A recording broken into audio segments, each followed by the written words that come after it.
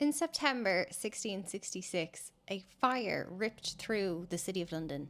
It lasted 4 days, it destroyed 87 churches, 13,000 homes, and most of the original medieval city.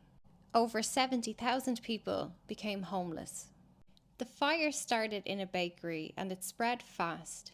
Most of the damage was in the City of London, what is now the commercial and financial heart. Whether it was set deliberately or conveniently used, it resulted in a reset of the entire legal and physical structure of the city, and it allowed Parliament to pass new property laws. The fire conveniently burned all the records, which wiped out debt and ownership records. Conveniently, it gave the elites a blank page to redesign London in their image. And within weeks, new plans were drawn up. The city would have wider streets and stronger building rules, and it was redesigned to suit banking. It conveniently forced clearing of areas that had previously rejected or resisted commercial development.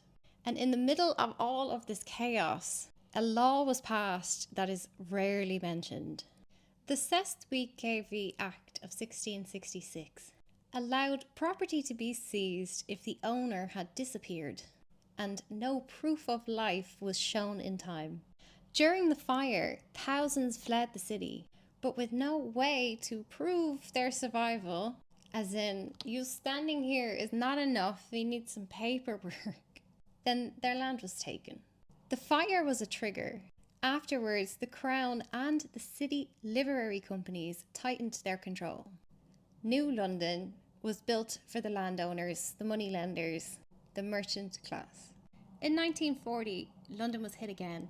This time, German bombers targeted the East End and the city. They hit the ports, the docks, and the working class homes all around them. By the time the war ended, most of the city's population were left homeless, while the wealthy areas in the West never got touched.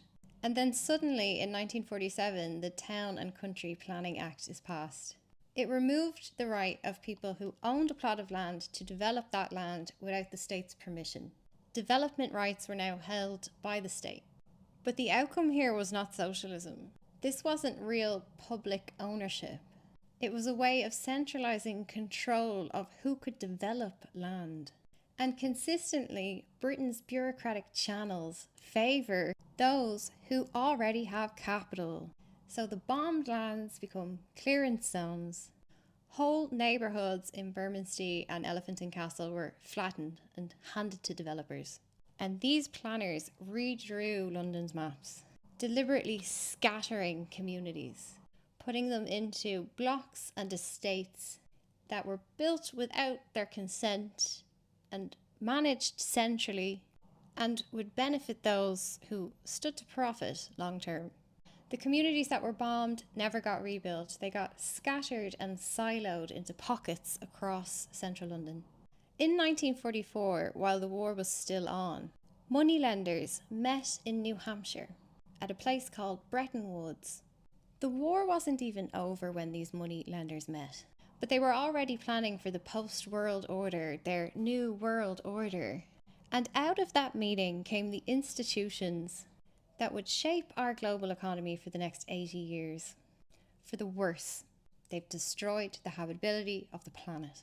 From that meeting in New Hampshire, we got the International Monetary Fund, the World Bank, the General Agreement on Tariffs and Trade, and a vision for a global central currency.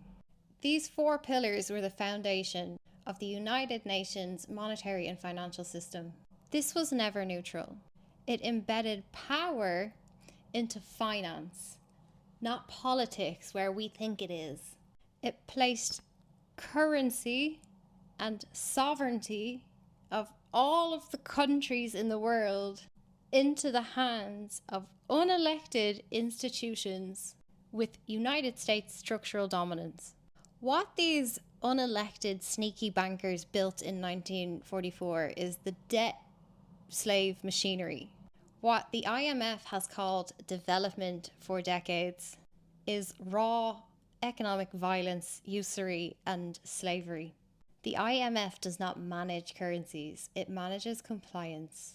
Countries are put into crisis deliberately so that the IMF can offer them predatory loans only if they surrender their sovereignty to the US bond market. This forces countries into privatized, precarious, dangerous structures that incentivize owners of businesses to cut wages aggressively and grow for infinity on a finite planet. The IMF is guilty of removing price controls, slashing public spending, enforcing unnecessary austerity just to increase their interest payments, and opening vulnerable people in underdeveloped countries up to predatory capitalism via foreign direct investment. Call it what you want, structural adjustment. The results in these three examples are the same. The results for countries who get trapped in IMF systems are the same. Children die, populations starve, and creditors get rich. That's the model. That's the system. It does not matter what any one individual thinks they're doing inside of the system. This is the system that was built to extract. They figured it out in 1666 that they could use a disaster to consolidate their power, and they've been doing it again and again and again ever since. A country collapses, the IMF steps in. Their conditions are imposed, the country's assets get stripped, and predators are drawn in to pick the carcass of what's left. Law is a weapon. Their goal is to extract resources. The playbook from the fire and the Blitz has now gone global. Crisis is not the outcome of our broken system. Crisis is the system. It is the tool of control, is to keep you in perpetual loops of crisis and violence and fear. Whether that's post-war London, 1980s Latin America, or 21st century Greece, the model is the same. The empire never died. It just thinks if it wears a nice suit, it can hide.